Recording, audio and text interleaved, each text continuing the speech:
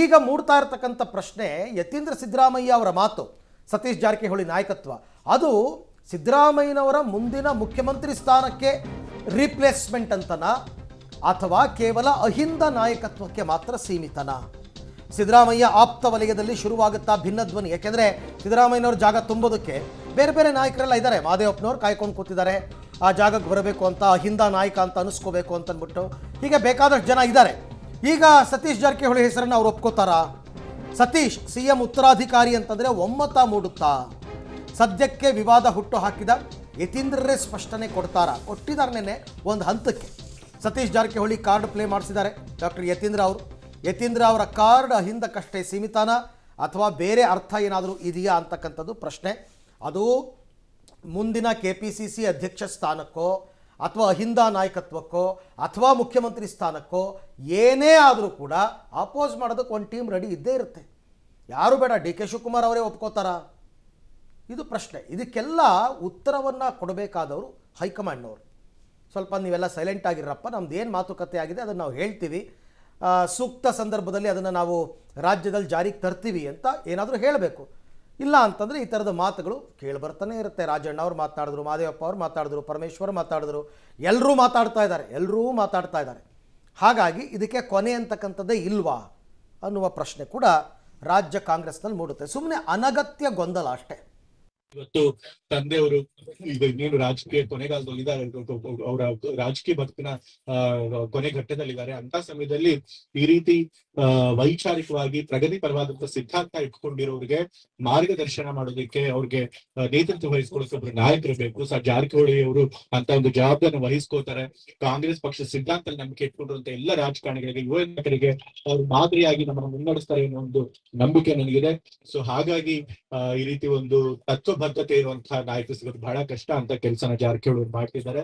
ಅಂತ ಕೆಲಸ ಇನ್ನೂ ಮುಂದುವರಿಸಲಿ ಅಂತ ಹೇಳಿ ನಾನು ಕೇಳ್ಕೊಳ್ತಾ, ಮತ್ತೆ 2028 ಆದ್ಮೇಲೆ ಚುನಾವಣೆಗೆ ತಂದೆಯವ್ರು ನಿಂತ್ಕೊಳ್ಳಲ್ಲ ಅಂತ ಹೇಳಿದ್ದಾರೆ.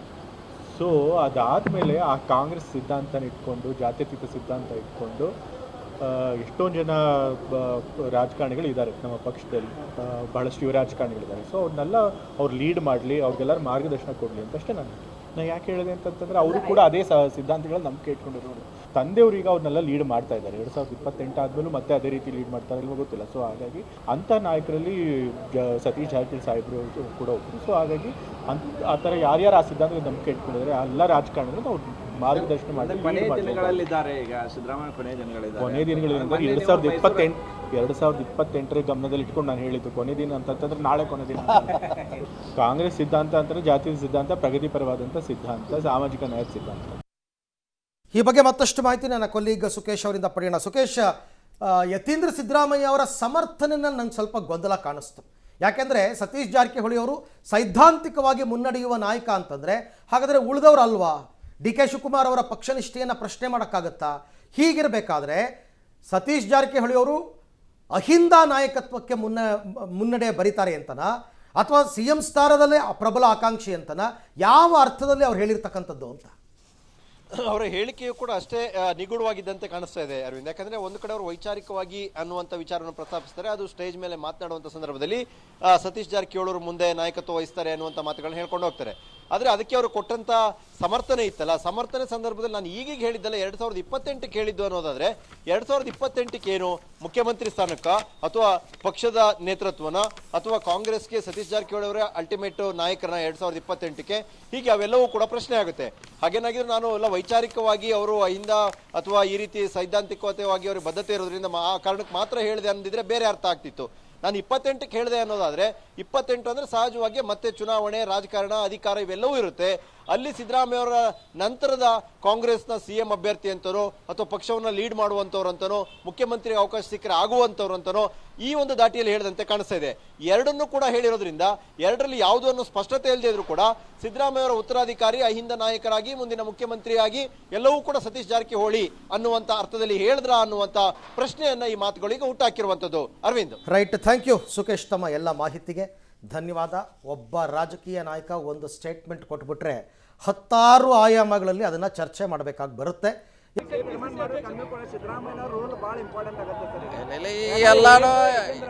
ಎಲ್ಲಾನು ಇವತ್ತು ಕಾಗ್ದೆಯಲ್ಲಿ ನಿರ್ಣಯ ಮಾಡ್ಲಿಕ್ಕೆ ಆಗೋಲ್ಲ. ಇನ್ನೂ 30 ತಿಂಗಳಿದೆ. ನಂತರ ಏನೇ ಬೆಳವಣಿಗೆ ಆಗತ್ತೆ, ಪಕ್ಷ, ಶಾಸಕರು, ಹವಾಮಾನ ವಾತಾವರಣ ಮೇಲೆ ಎಲ್ಲ ಡಿಪೆಂಡ್ ಆಗತ್ತೆ. ಸಿಎಂ ಅವ್ರ ಮಗನೇ ಹೇಳಿರುವಂತ ಕಾರಣಕ್ಕಾಗಿ ಬಹಳಷ್ಟು ಮಹತ್ವ ಪಡೆದಿದೆ. ಸಿಎಂ ಮಗ ಹೇಳೋದಕ್ಕೂ ಹೇಳಿದಕ್ಕೂ ಅಷ್ಟೇ ಮಹತ್ವ ಬರಂಗಿಲ್ಲ. ಈಗ ನೋಡಿ, ಅವ್ರು ಹೇಳಿದ ವೈಯಕ್ತಿಕ ಅಭಿಪ್ರಾಯ ತಿಳಿದೇನೆ. ಎಲ್ಲರೂ ಹೇಳಲಿಕ್ಕೆ ಸ್ವತಂತ್ರ ಇದ್ದಾರೆ, ಅಧಿಕಾರ ಇದೆ, ಹೇಳಿದ್ದಾರೆ ಅಷ್ಟೇ. ಅದು ಮುಂದಿನ ಕಾದ್ ನೋಡೋಣ ಅಷ್ಟೇ. ಇಷ್ಟೇ ಅಷ್ಟೇ. ಕೆಪಿಸಿಸಿ ಅಧ್ಯಕ್ಷರು ಬದಲಾವಣೆ ಆಗಿರ್ತಾರೆ, ತಾವು ಅಧಿಕಾರ ಇಲ್ಲ, ಅದು ಯಾವುದು ಗೊತ್ತೇ ಇಲ್ಲ ನಮ್ಗೆ. ಅದು ಯಾವ್ದು ಕಾಂಗ್ರೆಸ್ ಪಕ್ಷವನ್ನು ಕೂಡ ಮುನ್ನಡೆಸುವ ಶಕ್ತಿ ಸಿದ್ದರಾಮಯ್ಯ ಅವರಿಗಿದೆ ಅನ್ನುವಂಥದ್ದನ್ನು ಕೂಡ ಹೇಳಿರುವಂಥದ್ದು. ನೋಡೋಣ, ಕಾದ್ ನೋಡೋಣ. ಸದ್ಯ ಎಲ್ಲ ಹೇಳಲಿಕ್ಕಾಗಲ್ಲ. ಓಕೆ, ಇದು ಪ್ರತಿ ವರ್ಷ ನಡೆಯುವಂಥ ಒಂದು ಕಾರ್ಯಕ್ರಮ, ನಮ್ಮ ಜಿಲ್ಲೆಗೆ ಹೆಮ್ಮೆ ಇರುವಂಥ ಒಂದು ಕಾರ್ಯಕ್ರಮ ಅಷ್ಟೇ. ಈಗ 5 ಕೋಟಿ ಬರ್ತಾ ಇದೆ. ಕಾಗ್ದಿಯಲ್ಲಿ ಮಾಡುವಂಥ ಉತ್ಸವಕ್ಕೆ ವಿಶೇಷ ಅನುದಾನ ಕೊಡ್ತಾ ಇಲ್ಲ. ಹೌದು, ರೆಸ್ಟ್ರಿಕ್ಷನ್ ಇದೆ. ಹೆಚ್ಚು ಮಾಡ್ಲಿಕ್ಕೆ ಪ್ರಯತ್ನ ಮಾಡ್ತೀವಿ. ಕಡಿಮೆ ಇದೆ, ಭಾಳ ಅಷ್ಟು ಕಡಿಮೆ ಇದೆ. ಮೈಸೂರು ಮಾದರಿಯಲ್ಲಿ ಮಾಡಬೇಕು ಎಲ್ಲ ಮಾಡ್ಬೇಕು. ಕಿತ್ತೂರಲ್ಲಿ ಮಾಡ್ಲಿಕ್ಕೆ ಪ್ರಯತ್ನ ಮಾಡ್ತಾ ಇದ್ವಿ. ಆದರೆ ಮೈಸೂರು ಮಾದರಿಯಲ್ಲಿ ಮಾಡ್ಲಿಕ್ಕೆ ಆಗೋಲ್ಲ, ಅದಕ್ಕೆ ಭಾಳ ದೊಡ್ಡ ಪ್ರಮಾಣದಲ್ಲಿದೆ.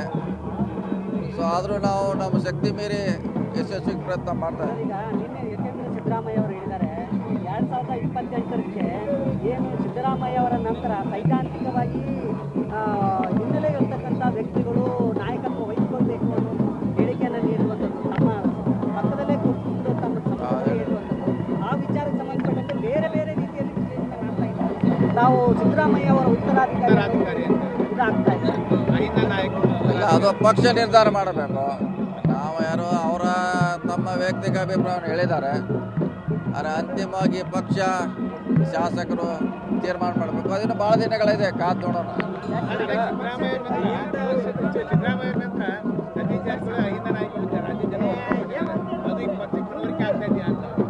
ನೋಡೋಣ, ಈ ಸದ್ಯಕ್ಕೆ ಹೇಳಕ್ಕಾಗಲ್ಲ. ಪಕ್ಷ ತೀರ್ಮಾನ ಮಾಡಬೇಕು ಯಾರು ನಾಯಕರಂತ.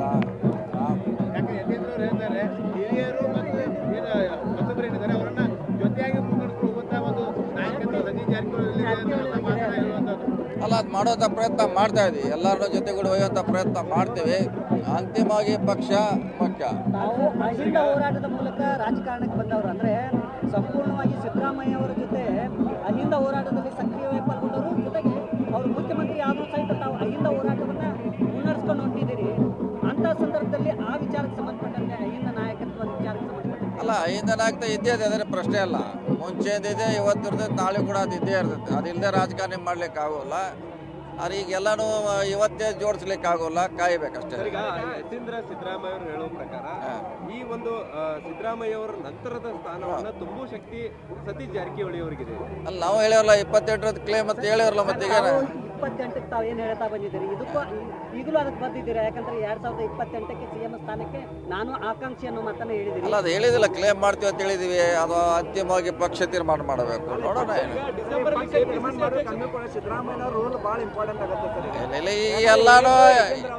ಎಲ್ಲಾನು ಇವತ್ತು ಕಾಗ್ದೆಯಲ್ಲಿ ನಿರ್ಣಯ ಮಾಡ್ಲಿಕ್ಕೆ ಆಗೋಲ್ಲ.